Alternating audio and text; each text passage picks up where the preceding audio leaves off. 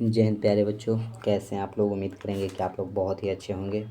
तो बच्चों, इस क्लास में हम पढ़ने वाले हैं जीके जीएस का क्लास है बच्चों। ALP technician NTPC group D वाले बच्चों के लिए है।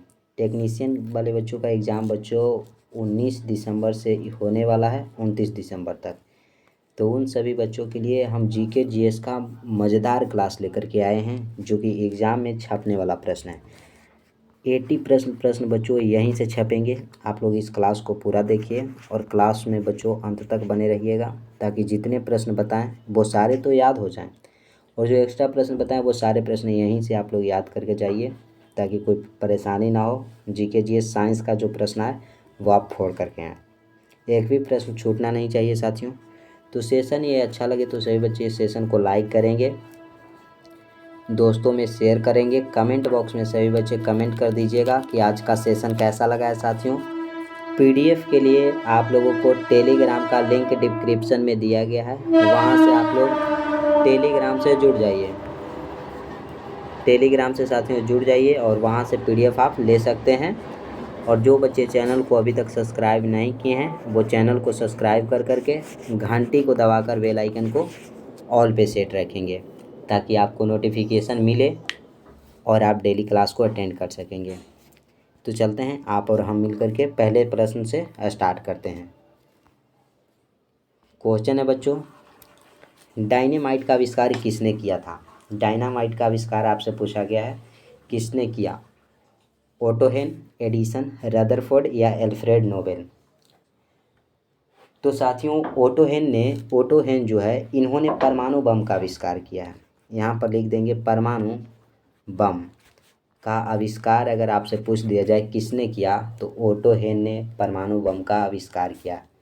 एडिसन ने साथियों विद्युत बल्ब का आविष्कार, विद्युत बल्ब का आविष्कार किसने किया, एडिसन।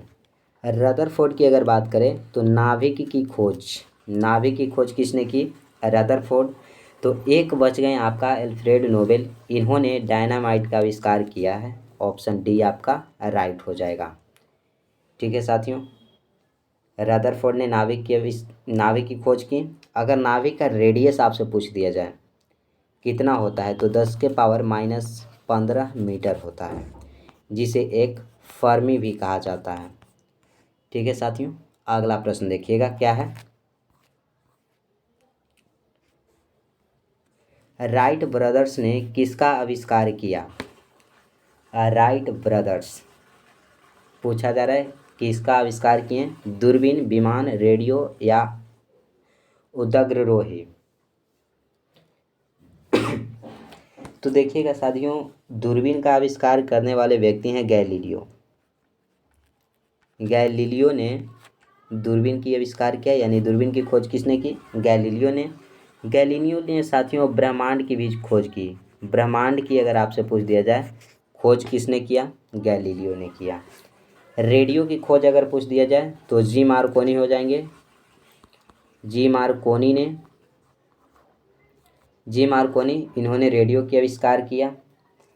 और साथियों विमान का आविष्कार करने वाले व्यक्ति हैं राइट ब्रदर्स, जिन्होंने विमान की आविष्कार की। ऑप्शन नंबर बी जो है वो राइट हो जाएगा, विमान।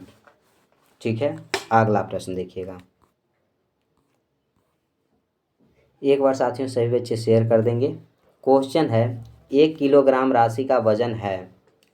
1 किलोग्राम राशि का वजन कितना होता है। 1 kg इजकल टू बराबर बच्चों पूछा गया है, तो होता है 9.8 न्यूटन। केजी जो है साथियों यह द्रव्यमान का मात्रक है, द्रव्यमान का यूनिट हो जाएगा। न्यूटन जो है यह बल का यूनिट होगा। तो 1 kg इजकल टू 9.8 न्यूटन होता है। ऑप्शन बी राइट हो जाएगा। क्वेश्चन आपसे पूछ सकता है, बल का एसआई मात्रक न्यूटन, द्रव्यमान का एसआई मात्रक किलोग्राम। विभवांतर मापा जाता है। क्वेश्चन है कि विभवांतर किससे मापा जाता है। एमिनोमीटर द्वारा, वोल्ट मीटर द्वारा, माइक्रोमीटर द्वारा या ए मीटर द्वारा। तो साथियों ए मीटर के द्वारा धारा मापी जाती है। विद्युत धारा अगर पूछा जाए किससे मापा जाता है, तो ए मीटर द्वारा, और वोल्ट मीटर द्वारा विभवांतर मापी जाती है। ऑप्शन बी जो है वो राइट हो जाएगा। ठीक है बच्चों। धारा को श्रेणी क्रम में जोड़ा जाता है और विभवांतर को वोल्ट समांतर क्रम में जोड़ा जाता है। ठीक है, इसे किस क्रम में जोड़ा जाता है साथियों? श्रेणी क्रम में। और ये हो जाएगा आपका समांतर क्रम, समांतर क्रम में हो जाएगा। क्लियर है? अगला प्रश्न देखिएगा।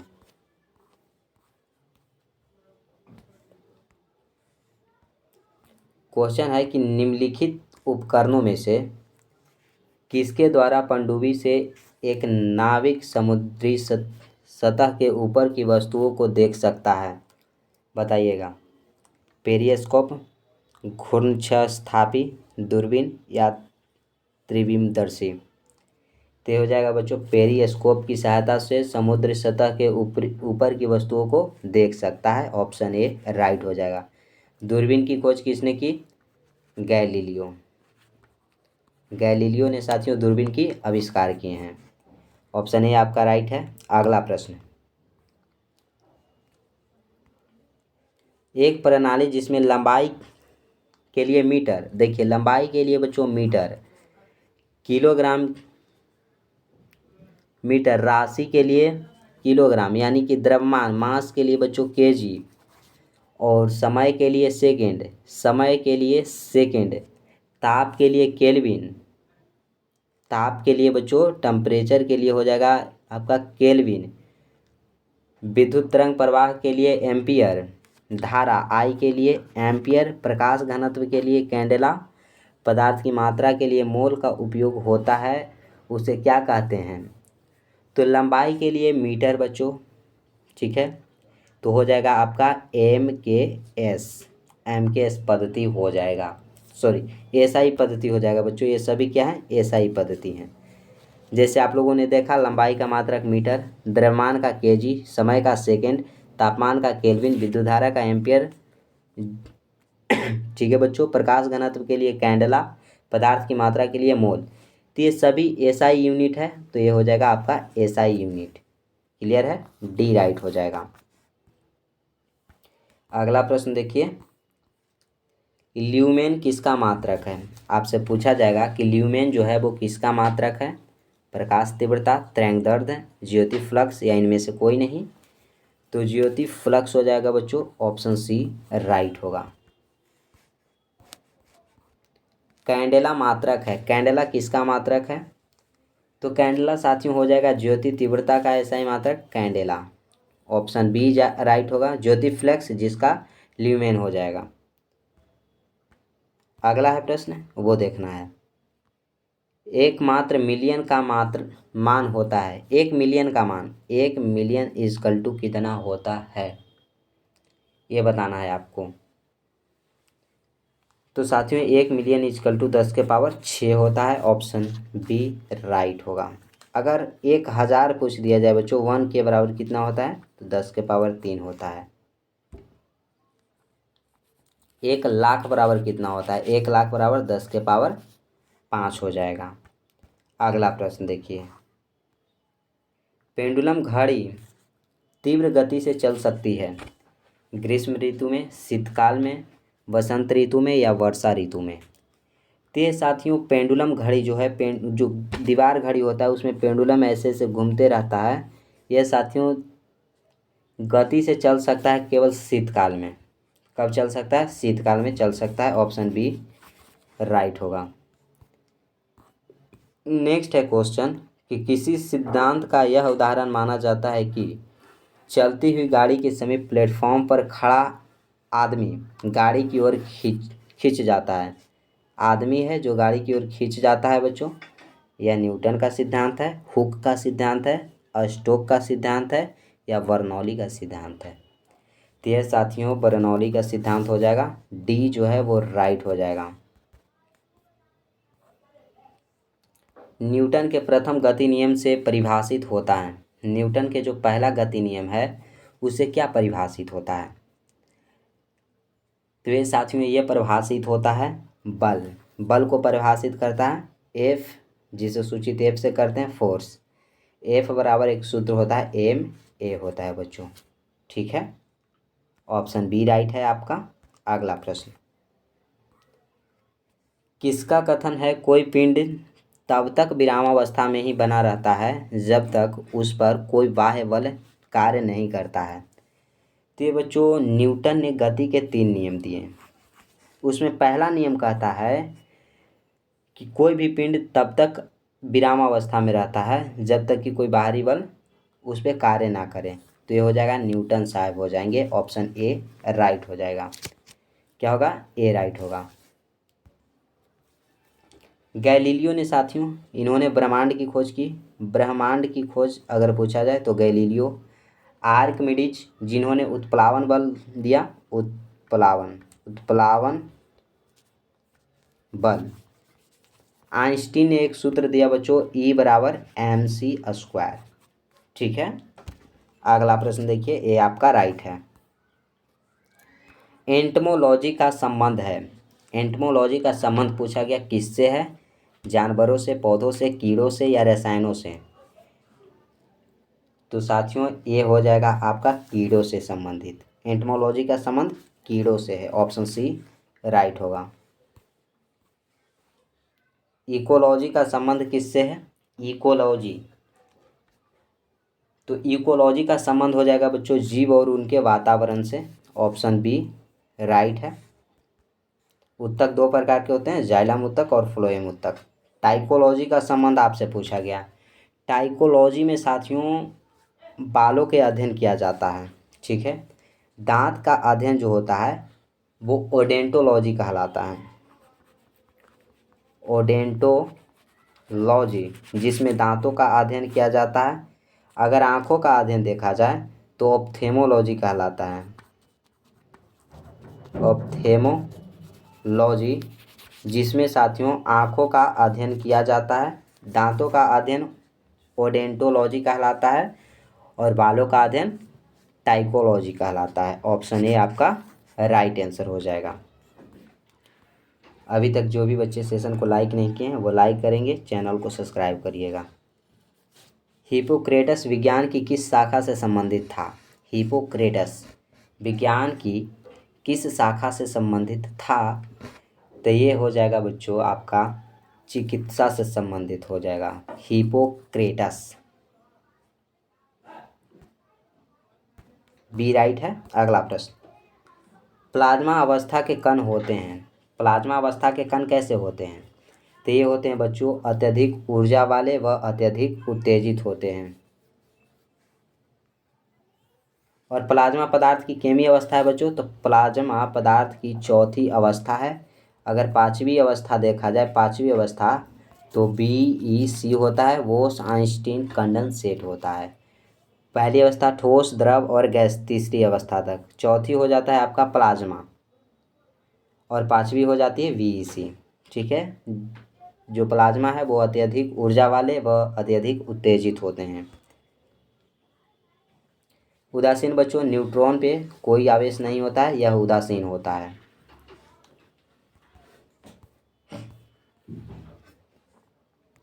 तारों में प्लाज्मा बनता है, तारा जो होते हैं उसमें प्लाज्मा बनता है उच्च तापमान के लिए। और सूर्य जो है बच्चों क्या है? सूर्य एक तारा है। ठीक है, बी आपका राइट है, याद रखिएगा। बाष्पीकरण से उत्पन्न होती है, बाष्पीकरण से क्या उत्पन्न होती है? तो साथियों बाष्पीकरण की सहायता से ठंडक उत्पन्न होती है। जब बाष्प होता है तो ठंडक उत्पन्न होता है, ऑप्शन नंबर बी राइट होगा। दूध उदाहरण है, दूध किसका उदाहरण है साथियों? तो देखिएगा दूध जो है यह उदाहरण है इमल्सन का, इमल्सन का उदाहरण हो जाएगा दूध। कोलाइडी विलियन बच्चों, दूध, मक्खन, मक्खन जो है बच्चों ये सब किसका उदाहरण है? कोलाइडी विलियन का है। जैसे पनीर आपका हो जाएगा, पेंट हो जाएगा, इंक हो जाएगा बच्चों, इंक मतलब स्याही, ये सब क्या है? कोलाइडी विलियन का उदाहरण है। दूध बच्चों इमल्सन हो जाएगा और कोलाइडी विलियन भी। अगला प्रश्न देखिए क्या है, एरोसोल है, बोला जा रहा है कि एरोसोल क्या है? तो एरोसोल आपको बताना है। तो गैस का द्रव में विलयन है, गैस जो द्रव में विलय होता है वो होता है एरोसोल। ठीक है,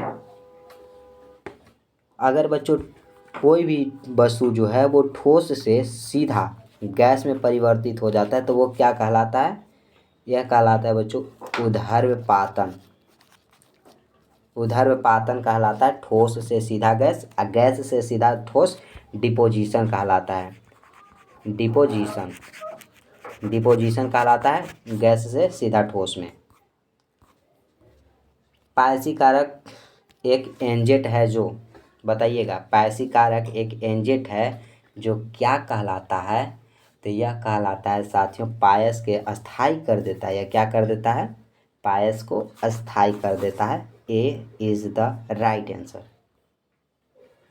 कोलाइडी कणों का आकार होता है, कोलाइडी जो कण है उसका आकार होता है बच्चों 10⁻⁵ सेंटीमीटर से लेकर के 10⁻⁷ सेंटीमीटर तक, जो ऑप्शन ए राइट है। ठीक है।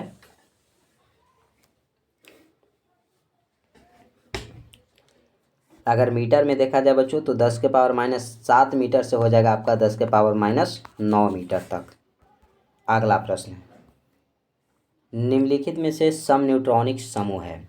सम न्यूट्रॉनिक समूह यानी जिस तत्व में न्यूट्रॉन की संख्या समान हो वो सम न्यूट्रॉनिक कहलाता है। जैसे न्यूट्रॉन की संख्या तो परमाणु भार माइनस परमाणु संख्या 6, 14 माइनस बच्चों 7, तो ये हो गया 7। दोनों में न्यूट्रॉन की संख्या अलग अलग, तो पहला नहीं होगा। इसमें 6 हो जाएगा, इसमें 7 होगा, इसमें बच्चों 10 होगा, ये भी नहीं होगा। इसमें होगा 6 8 8, ये भी नहीं होगा। इसमें होगा 6, इसमें होगा बच्चों 8, और इसमें भी 8 होगा, सॉरी इसमें भी 8 होगा बच्चों, सब में 8 है। यानी ऑप्शन नंबर डी, जिसमें परमाणु संख्या और परमाणु भार का अंतर समान रहेगा वही होगा आपका सम न्यूट्रॉनिक, क्योंकि न्यूट्रॉन की संख्या बराबर परमाणु भार माइनस परमाणु संख्या। तो ये हो जाएगा 14 में से 6 जाएगा 8, 15 में से 7 जाएगा 8, 16 में से 8 जाएगा 8। तो इसमें न्यूट्रॉन की संख्या समान है, ऑप्शन डी आपका राइट होगा। अगला प्रश्न देखिए, परमाणु बने होते हैं, परमाणु किस चीज़ के बने होते हैं, ये पूछा गया आपसे। तो साथियों आप लोग जानते होंगे कि परमाणु जो है वो इलेक्ट्रॉन के केवल नहीं बने होते, प्रोटॉन के केवल भी नहीं, इलेक्ट्रॉन व प्रोटॉन के भी नहीं, इलेक्ट्रॉन व नाभिक के।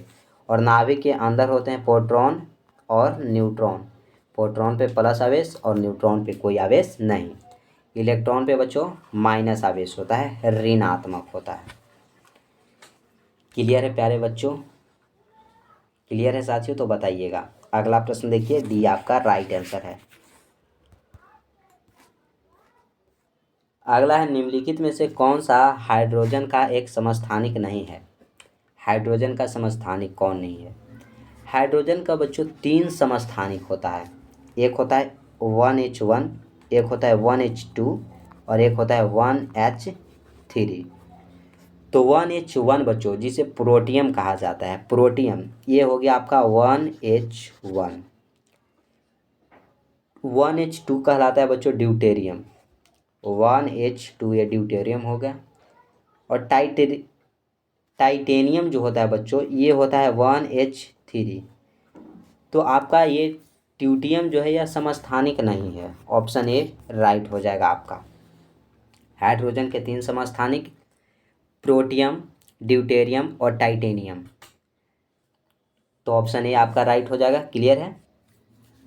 हाइड्रोजन को बच्चों आवारा तत्व कहा जाता है, आवारा तत्व हाइड्रोजन को कहा जाता है।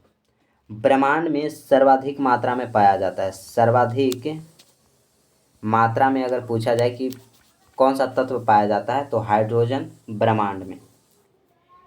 क्लियर है बच्चों? ए राइट आपका हो जाएगा। अगला प्रश्न, अगला है मेरे शेर शेटियों, निम्नलिखित में से प्रकाश संश्लेषण किसमें नहीं होता है? प्रकाश संश्लेषण पूछा गया, कवक, नीम, बबूल या पीपल। तो पेड़ पौधे बच्चों जो हरे होते हैं उसमें होता है, तो पीपल में तो आपका होगा, बबूल में भी होगा, नीम में भी होगा, लेकिन कवक में नहीं होता है, क्योंकि कवक में बच्चों क्लोरोफिल जो है वो नहीं पाया जाता है। क्लोरोफिल जो है वो नहीं पाया जाता है। अगर कवक के स्थान पे बच्चों शैवाल दे दिया होता, शैवाल, तो ये सभी ऑप्शन होते हैं, यानी कि ऑप्शन मिस प्रिंट रहता। लेकिन यहाँ आपका कवक है जिसमें क्लोरोफिल नहीं पाया जाता है, और क्लोरोफिल में बच्चों मैग्नीशियम धातु पाया जाता है, जिसके कारण क्लोरोफिल का रंग हरा होता है, और क्लोरोफिल के कारण पेड़ पौधे का कलर भी हरा होता है। अगला प्रश्न है, ए आर राइट है आपका।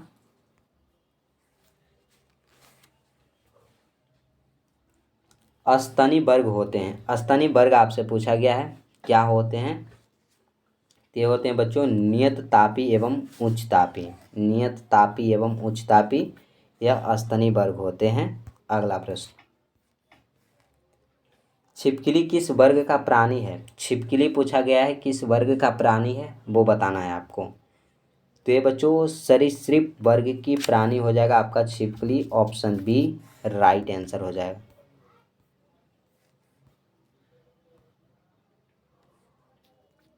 मत्स्य वर्ग के जंतु होते हैं जलचर, नभचर, थलचर, दो व तीन दोनों, बताइएगा। तो बच्चों मत्स्य मतलब होता है मछली, और मत्स्य वर्ग के जंतु जलचर होते हैं जो जल में रहते हैं, ये हो जाएगा आपका राइट। क्षुद्रतम जीवित कोशिका है, क्षुद्रतम जीवित कोशिका आपसे पूछा गया क्या है? तो ये है बच्चों माइक्रोप्लाज्मा, जो कि क्षुद्रतम जीवित कोशिका है, बी राइट हो जाएगा।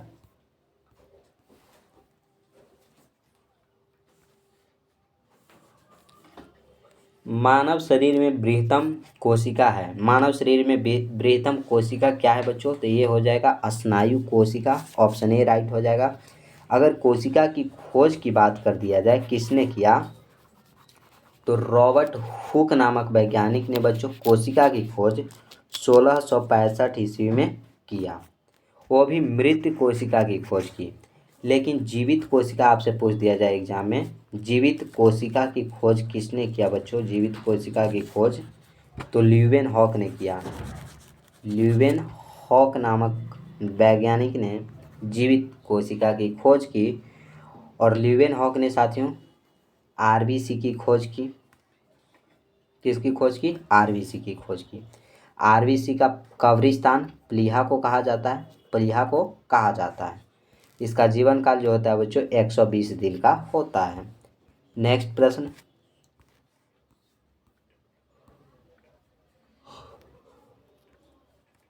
मनुष्य में कुल कितने गुणसूत्र पाए जाते हैं?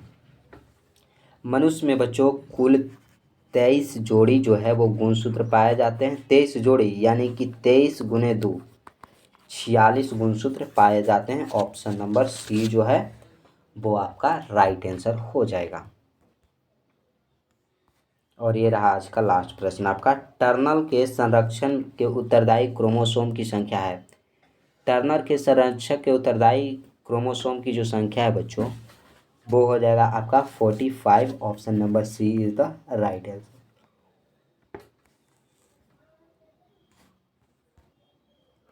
उम्मीद करेंगे साथियों कि यहाँ तक कोई दिक्कत नहीं हुआ होगा, कोई समस्या नहीं हुआ होगा। तो सेशन को लाइक ज़रूर करें, दोस्तों में शेयर कर देंगे। चैनल को जो बच्चे सब्सक्राइब नहीं किए हैं वो चैनल को सब्सक्राइब कर करके घंटी को दबाकर बेल आइकन को ऑल पे सेट कर लेंगे, ताकि आपको नोटिफिकेशन मिले और डेली आप क्लास अटेंड कर सकते हैं। पीडीएफ के लिए साथियों टेलीग्राम का लिंक डिस्क्रिप्शन में है, वहाँ से आप लोग जुड़ जाइए। तो आज यहीं तक रखेंगे, फिर मिलेंगे अगले क्लास में। जय हिंद बच्चों।